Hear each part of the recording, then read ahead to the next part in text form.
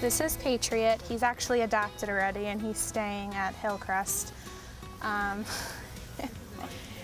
He's a 6-year-old buckskin quarter horse. He came to us perfectly sound. He was a little footsore, but other than that, he was perfectly sound. Then why do you think he was in the feedlot? Perfectly sound horses end up there every day, unfortunately, which is a big problem, but he was a great horse. We showed him in the Hillcrest Horse Show, and he placed in 2 classes, both second place against 19 other riders. Oh my goodness, that's fantastic. Yeah, he jumps 2 feet with ease. It's a great horse. Who adopted him? A little girl here, actually, who was looking for a show pony, so she adopted him, and she loves him. They do lessons together, they ride together. He's the perfect horse for her. Is she here today? She might be. Okay. She might be. I have not seen her around. Oh, look at him, look how friendly he is. He's a great horse. He's the barn favorite. Everyone loves Patty. He's a great horse. Oh, you call him Patty? That's what you call him? Yes, he has a nickname. We call him Patty. Okay. He's a very good horse. This is Grace. She's a 13-year-old thoroughbred mare. She never raced.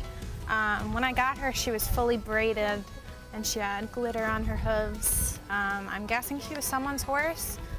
The guy who runs the auction told me she was someone's jumper, and she did a lot of horse shows, and she did absolutely amazing. And they dumped her because of her knees.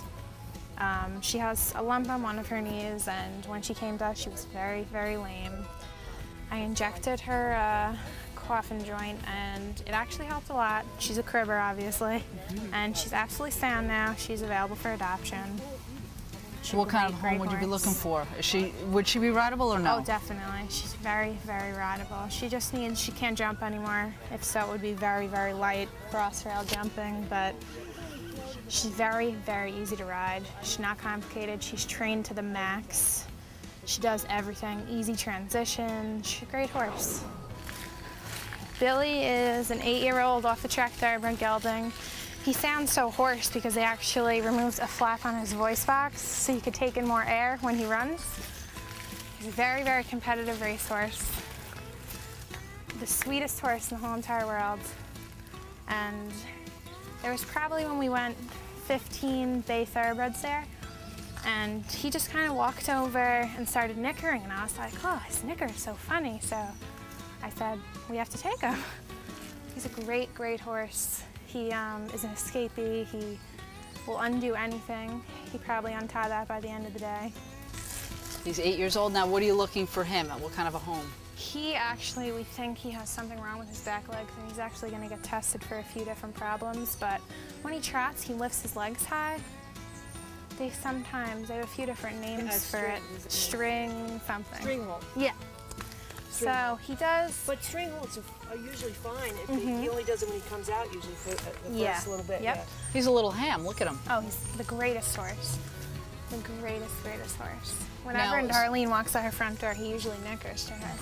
Now, what's going to happen? You're going to check out what's wrong with his legs, and then he'll be put up for adoption. He's going to be rideable. He's a great horse. Hi everyone, welcome back. I'm Eileen Shanahan, and talking horses with us is the founder of Project Sage, Brittany. Brittany, how is today's event at Hillcrest going so far? The event is going great. We've raised a lot of money to help save another batch of slaughter-bound horses. What do you want to see in the horse world regarding horse abuse and slaughter? I definitely want people to take a more proactive approach. People send their horses to auction with the belief that they're going to get a good home, and 50% of the, when people send their horses there, they end up in the kill pens and they go to slaughter. People don't realize that their pets are going to slaughter. I was going to say, someone had asked me today, how do all these horses end up in these kill pens? Are people that ignorant that they don't know what's going on, or is it uneducated? They're not educated? What's going on? A lot of them are race horses, so that's definitely a big problem too. A lot of them are people's old show horses. Trail horses from big commercial barns end up there, so that's definitely a problem too. Yes, I mean, it's got to be tough to see. These horses gave these people, these owners, a lifetime of athleticism. They're showing them, racing them, and then they're just getting dumped. It's horrible to think that, these horses have given so much to their human people, and that's what they do. They dump them at an auction house. it's really not right, and people have to take a more active approach in keeping horses out of the auction house and talking to rescues and trying to get the horses placed that way. Yeah, let them live their lives out in pasture as opposed to end up in an because not necessarily going to an auction is going to find them a good home. No, definitely not. 50% of them, you say, go to slaughter? Either slaughter, brokers. What's a broker? They will go to an auction and buy a lot of horses and then resell them, but horses that they can't sell, they go to slaughter. So all of it is a vicious cycle, so you just have to be very careful what you do with your horses. Now, you've been doing this for a couple of years now. You've saved 26 horses. Do you have a favorite rescue? Promise is definitely my favorite, but another one that's really touched me is Yankee. He's a 30-year-old Appaloosa, and we went there and he was in a pen by himself, and he was just nickering and screaming, and everyone was looking at him, and I looked at him and said, he's got to be in his 30s, so we went over, and so skinny, so neglected, pus coming out of his stomach, cuts, could barely breathe. He was so very, very neglected, so we bought him for $50, and he definitely has touched a lot of people. He got adopted 2 days after he was with us by one of my fosters, Jessica.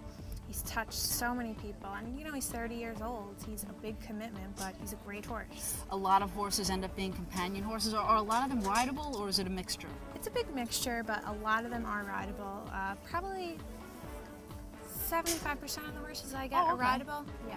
Okay. And do you have the eye, you have a magic eye that you see that, or it just happens? It just happens. It just happens. I can tell if they're sound or lame, but I can't tell if their lameness is just temporary. Temporary.